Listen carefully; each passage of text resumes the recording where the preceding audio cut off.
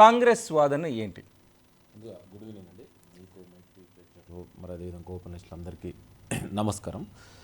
ఇవాళ కవితకు బెయిల్ రావడం అనేది కొత్తేమి కాదండి. ఇది ముందుగా ఊహించిందే, అందరికీ తెలిసిందే. ఇదేదో పెద్ద విచిత్రం ఏం జరగలేదు. ఇది మొదటి నుంచి కాంగ్రెస్ పార్టీ చెప్తున్నట్టు బీజేపీ బీఆర్ఎస్ చీకటి ఒప్పందంలో భాగంగానే ఇవాళ కవితకు బెయిల్ రావడం జరిగింది. ఇది అందరికీ తెలుసు. ఇవాళ గత కొన్ని రోజులుగా కేటీఆర్, హరీష్ రావు ఢిల్లీకి వెళ్ళి ఢిల్లీలో ఎవరెవరు బీజేపీ నాయకులు కలిశారు, కేంద్ర మంత్రులను కలిసి ఏం ఒప్పందాలు చేసుకున్నారు, బీఆర్ఎస్ పార్టీని బీజేపీలో విలీనం చేయడం కోసమే దాంట్లో భాగంగానే ఇవాళ కవిత గారికి బెయిల్ రావడం జరిగింది. ఇది మొదటి నుంచి మేము అదే చెప్తున్నాం అండి.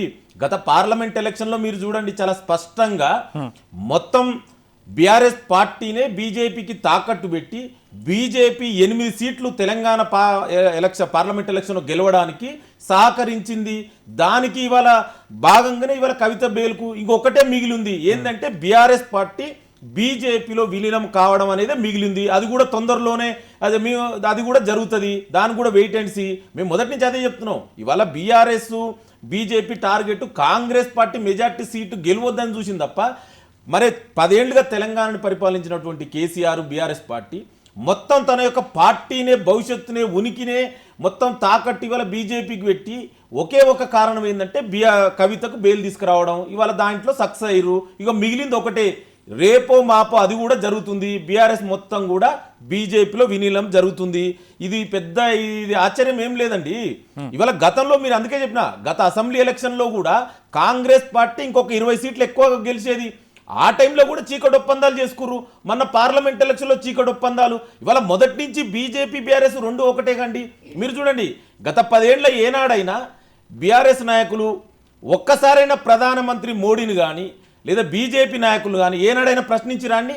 తెలంగాణ కోసం రావాల్సిన నిధుల గురించి కానీ, వాటా గురించి కానీ, విభజన చట్టంలో ఉన్నటువంటి హామీల గురించి కానీ. అంతెందుకండి, మొన్న అసెంబ్లీలో తెలంగాణకు బీజేపీ బడ్జెట్, కేంద్ర ప్రభుత్వ బడ్జెట్లో తెలంగాణకు అన్యాయం జరుగుతుందని మేము అందరం కూడా మాట్లాడితే మరి ఈ బీఆర్ఎస్ నాయకులు ఏనాడైనా ప్రశ్నించిరండి? మీరు చూడండి, 10 ఏళ్లుగా ఒక్కరోజు కూడా బీజేపీని కానీ, కేంద్ర నాయకత్వాన్ని కానీ, ప్రధానమంత్రిని కానీ ప్రశ్నించిన దాఖలాలు లేవు. ఇవన్నీ కూడా మనకు చాలా స్పష్టంగా కనబడుతున్నాయి.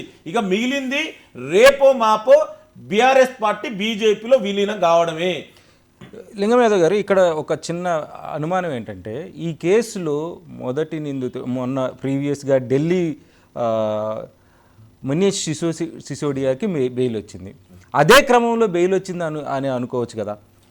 నేను అదే చెప్తున్నాండి, అందరూ అదే అనుకోరు. కానీ రియల్ జరిగింది ఏంటనేది మనం అర్థం చేసుకోవాలి. మనం ఒక విజ్ఞులుగా తెలంగాణలో గత కొన్ని సంవత్సరాలుగా, ప్రత్యేకించి కొన్ని నెలలుగా ఏం జరుగుతుంది, బీజేపీకి బీఆర్ఎస్ ఎట్లా సహకరిస్తుంది. ఇవాళ మన పార్లమెంట్ ఎలక్షన్ లో బీఆర్ఎస్ పార్టీ ఒక సీటు కూడా ఎందుకు గెలవలేదు? ఎక్కడా లేని బీజేపీ 8 సీట్లు ఎట్లా గెలిచింది? ఆ 8 చోట్ల కూడా బీఆర్ఎస్ డిపాజిట్ రాలే. మరి అన్నిటి కూడా ఇంకా ప్రత్యక్ష ఉదాహరణ, ఇంతకంటే ప్రత్యక్ష ఉదాహరణ ఏం కావాలండి? ఇవాళ వాళ్ళు నేను అదే చెప్తున్నా, కవిత బెయిల్ కోసము, జైలు నుంచి రిలీజ్ కావడం కోసం మొత్తం బీఆర్ఎస్ పార్టీనే తాకట్టు పెట్టుకురు. ఇవాళ అది చాలా స్పష్టమైంది బెయిల్ రావడంతో. మొదటి నుంచి చెప్తున్నా, ఎప్పటికైనా ఇవాళ చూడండి, గత కొన్ని రోజులుగా ఇవాళ మొన్న హరీష్ రావు, కేటీఆర్ అంతకుముందు ఒక 15 డేస్ బ్యాక్ కూడా ఢిల్లీలో 6 రోజులు ఉన్నారు. ఢిల్లీలో ఆ 6 రోజులు ఢిల్లీలో ఏం చేసిరండి? ఎవరిని గెలిచిరు? ఏ చీకటి ఒప్పందాలు చేసుకుర్రు? రేపో మాపి వాళ్ళన్నీ బయటకు వస్తాయి, అందరు ఎవిడెన్స్ ఉన్నాయి. వాళ్ళ ఒప్పందాలు ఏం జరిగినాయి, కవితకి బెయిల్ ఎట్లొచ్చింది, ఎవరు దీని అనుకున్నారు అనేది అందరికీ తెలుసు. ఇవాళ మన అందరు, కాకపోతే కొంతమంది చెప్పకపోవచ్చు. ఇది రియాలిటీగా జరిగింది. బీఆర్ఎస్ పార్టీ తొందరలోనే బీజేపీలో విలీనం అవుతుంది. కావాలంటే మీరు ఇది రాసి పెట్టుకోండి ఆన్ ద రికార్డుగా. ఇవాళ మిగిలేది అది ఒకటే. ఇవాళ బీఆర్ఎస్ పార్టీలో ఎవరు ఉండట్లేరండి, వాళ్ళకు తెలుసు అందరికీ.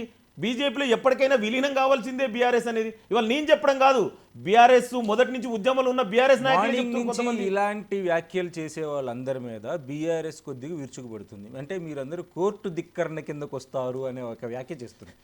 అవన్నీ బీఆర్ఎస్ నాయకులు ఇవాళ వాళ్ళ మాటలు ఓరింటారండి.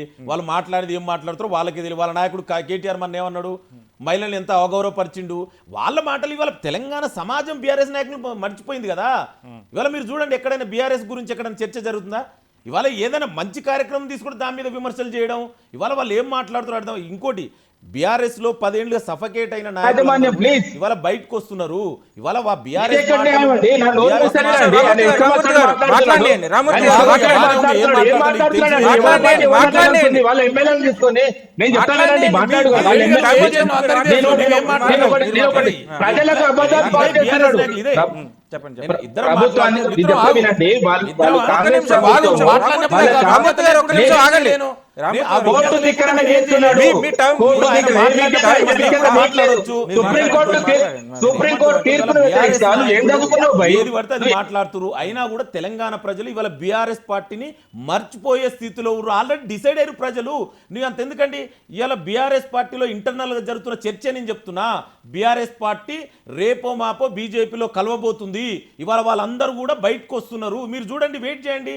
ఎందుకంటే ఇవాళ బీఆర్ఎస్ పార్టీ గురించి ప్రజలు మర్చిపోయారు. ఎక్కడైనా బీఆర్ఎస్ గురించి చర్చ జరుగుతుందండి. 10 ఏళ్లుగా తెలంగాణను పరిపాలించినటువంటి పార్టీ మన పార్లమెంట్లోని సూటిగా ప్రశ్నిస్తున్నా, ఒక్క సీటు నువ్వు ఎందుకు గెలవలే?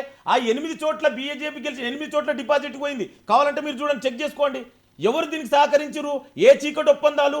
మొన్న 6 రోజులు ఢిల్లీలో ఉండి హరీష్ రావు కేటీఆర్ చేసింది ఎవరిని చెప్పమంటావు? నేను ఎవరినోని కలిసిరో, ఎవరెవరితో ఏం ఒప్పందాలు కలుసుకురా? అమిత్ షాని కలిసిరా? కేంద్ర మంత్రిని కలిసిరా? వాళ్ళతో ఒప్పందాలు ఏం జరిగినాయి? అదే కదా దానికి ప్రతిఫలంగానే ఇవాళ కవిత ప్రేమ్ గాంధీ గారు ఒక్క నిమిషం. రామూర్తి గారు, ప్రేమ్ గాంధీ గారు ఇవాళ కిషన్ రెడ్డి గారు మాట్లాడితే ఇది కాంగ్రెస్ న్యాయవాదుల కృషి అని అంటారు. ఒక్క నిమిషం అట్లా కాదండి. ఆయనకి ఇవ్వండి, ప్రేమ్ గాంధీకి ఇవ్వండి. నేను కాదనట్లేదు. ఆయన అడిగిన క్వశ్చన్ కి సమాధానం చెప్పానండి. నేను అడిగిన దానికి చెప్పానండి. ఒక్క ఫోటో బయట పెట్టమనండి. మేము కేంద్ర మంత్రులను కానీ వాళ్ళని కలిసినట్టు ఇష్టం వచ్చినట్టు మాట్లాడానికి ఏం